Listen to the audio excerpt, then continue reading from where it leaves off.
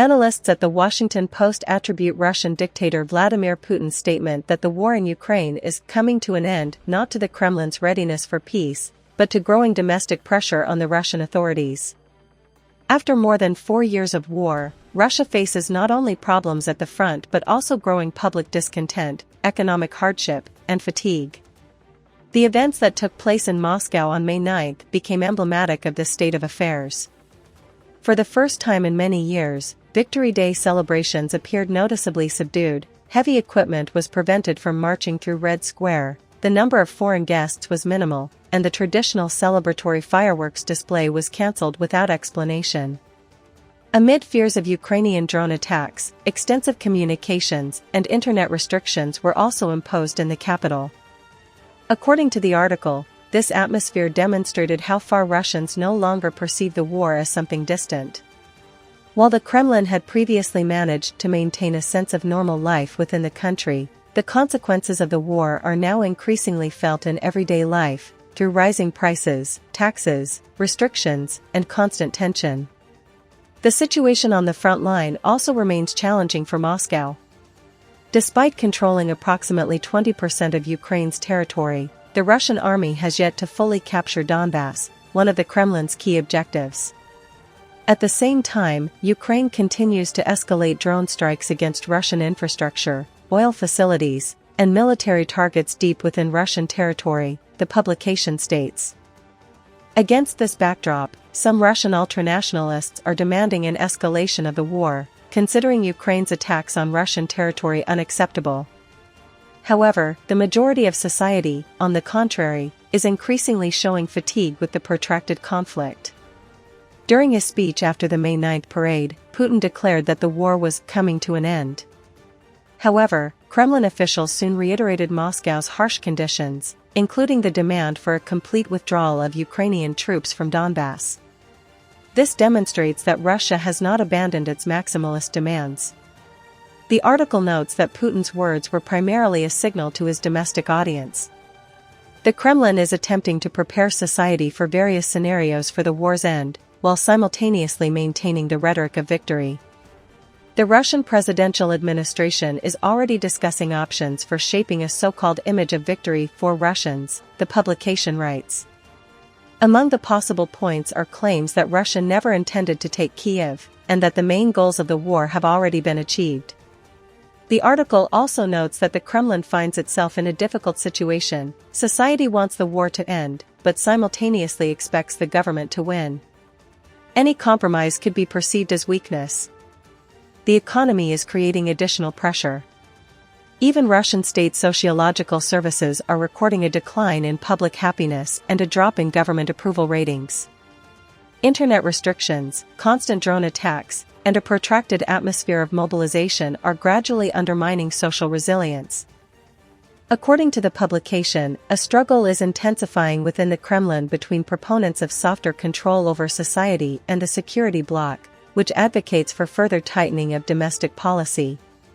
For now, analysts estimate that Vladimir Putin is leaning toward the latter option. However, the main threat to the Russian government remains the loss of support from the passive majority, which tolerated the war for a long time until its consequences began to directly impact everyday life within the country, the publication concludes.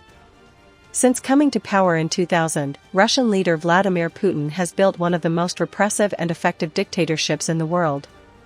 That process accelerated sharply after his full-scale invasion of Ukraine in February 2022, when, increasingly paranoid about his society's reaction to the wisdom of that war, Putin cracked down on all internal dissent.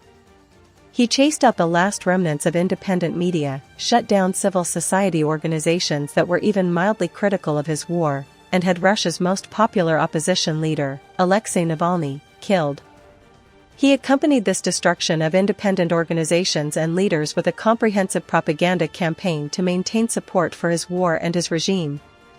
Tragically, Putin's strategy for strengthening dictatorship after launching his full-scale invasion has worked, at least so far.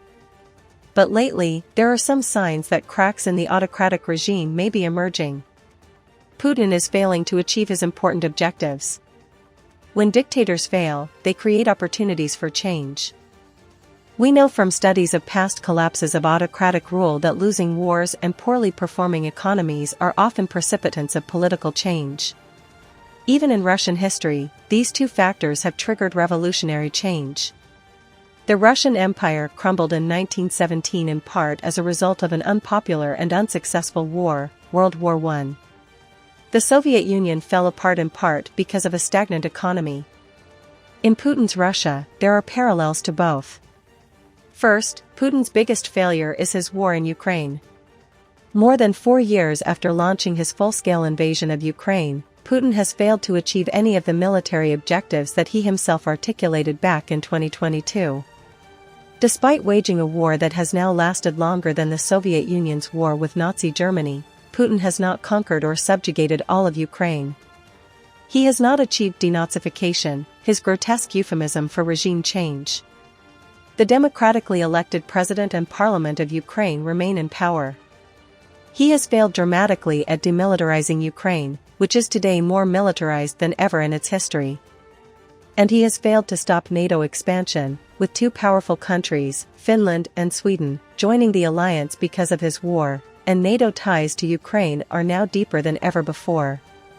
It is hard to say how much knowledge Russian citizens have about these failures. But the scale of Russian casualties means that everyone knows someone who has lost a loved one in this war. And without question, elites know about the absence of success on the battlefield. Splits within the ruling elite are often the first move in the transition from autocratic rule.